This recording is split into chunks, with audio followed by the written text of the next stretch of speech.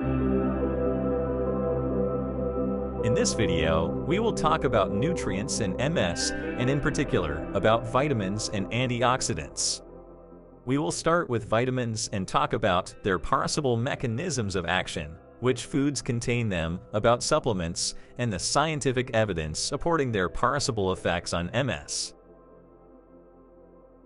Vitamins with possible beneficial effect in multiple sclerosis are vitamins A, D, and E, which are fat-soluble, that is, they need fat to be absorbed, and vitamins B1 or thiamine, B7 or biotin, B12 or cobalamin, and C, which are water-soluble, that is, they dissolve in water. Some of these vitamins, such as A, B1, and D, are anti-inflammatory, that is, they divert pro-inflammatory immune responses to anti-inflammatory and regulatory responses. Others, such as A, B1, C, D, and E, could be neuroprotective, that is, they could protect neurons against oxidative stress. And finally, there are also some, such as B1, B7, and B12, that could even have remyelinating effect, that is, they could help in the remyelination by oligodendrocytes after demyelination. This property of vitamins is very interesting since very few substances with remyelinating capacity are known. It is important to note that vitamins are essential for the maintenance and functioning of the brain, which is why most of them are able to cross the blood-brain barrier and therefore have a direct effect on the central nervous system. And which foods are rich in these vitamins? Foods rich in vitamin A are, for example, milk and liver. In vitamin B1, cereals and legumes. In vitamin B7, eggs and liver. In vitamin B12, red meat. In vitamin C, for example, strawberries and citrus fruit. In vitamin D, oily fish, although the main source of vitamin D is the sun, since our body can synthesize vitamin D using sunlight.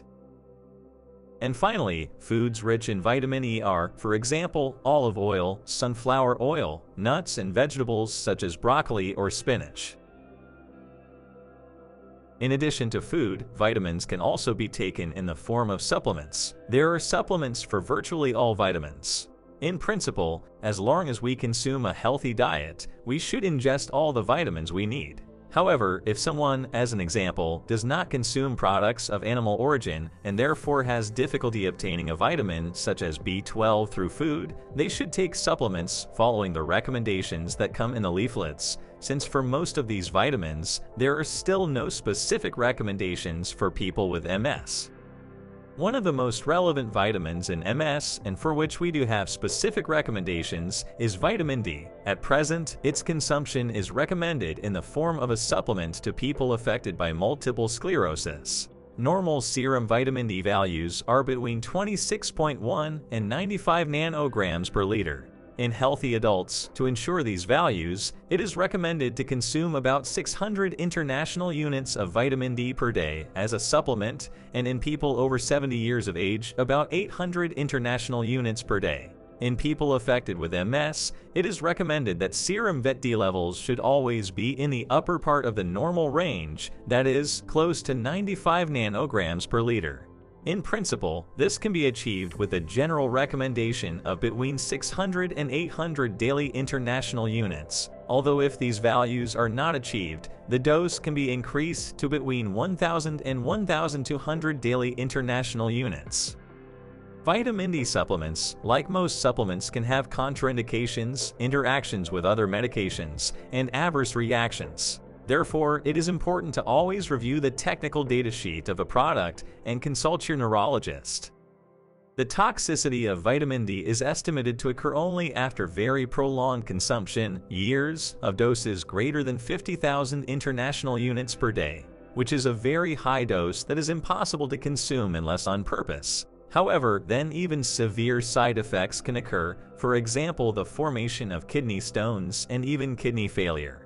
If, for example, you consume vitamin D in a format of 20,000 international units, to become intoxicated, you have to consume 2 vials of vitamin D every day for years, something that obviously will not be consumed accidentally.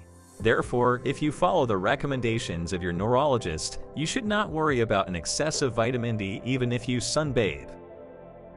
Regarding the scientific evidence that supports the beneficial effect of nutrients in MS, there may only be preclinical evidence that has been obtained in the laboratory, either in vitro studies or in animal models. There may be observational studies and, in the best of cases, clinical trials. For vitamin D, there are indeed a few clinical trials that have demonstrated its efficacy. Here, you see some of those studies with the name of the first author and the year of publication that allows you to search for the original work to see it in detail if anyone is interested. These studies have shown an effect of vitamin E supplementation on disease activity by reducing the number of gadolinium contrast-enhancing lesions and inflammation.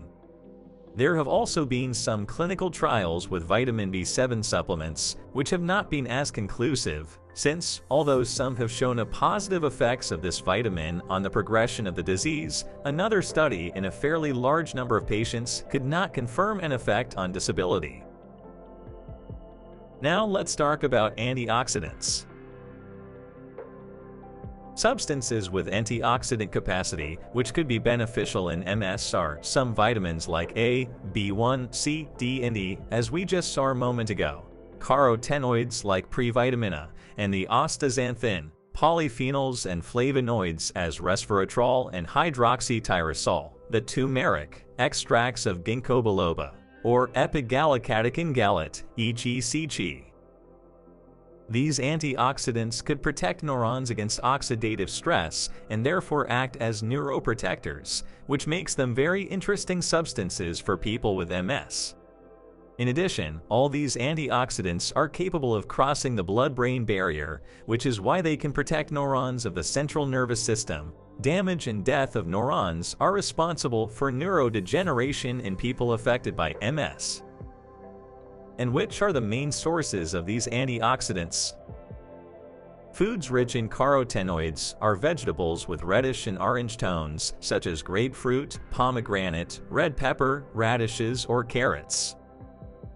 Astaxanthin, which is also a carotenoid, is a red pigment present in some algae and is in fact responsible for the pink color of salmon. Resveratrol is found in red wine. Hydroxytyrosol in olives and olive oil. Turmeric in curry. Ingredients of ginkgo biloba in the ginkgo leaves and therefore in infusions that are made with these leaves. And finally, the epigallocatechin gallate in green tea. All these antioxidants can also be taken as supplements, and with respect to the optimal doses for people affected by MS, these are not yet defined.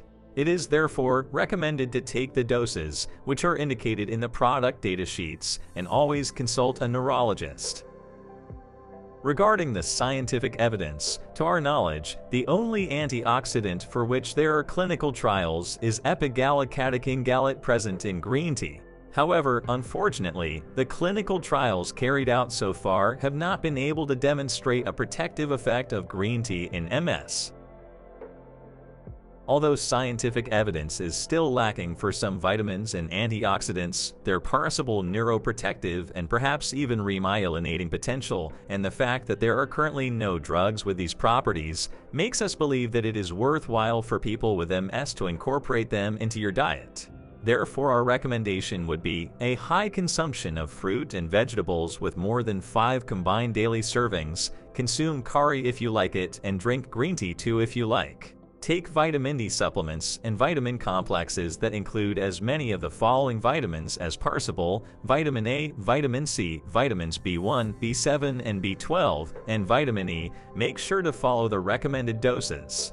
And finally, we would also take the antioxidant hydroxytyrosol contained in olive leaf and fruit extracts, since it is one of the most powerful antioxidants that exist and capable of crossing the blood-brain barrier. In fact, if you are interested in this topic, we invite you to consult our monographs section as well as our nutrient sheets.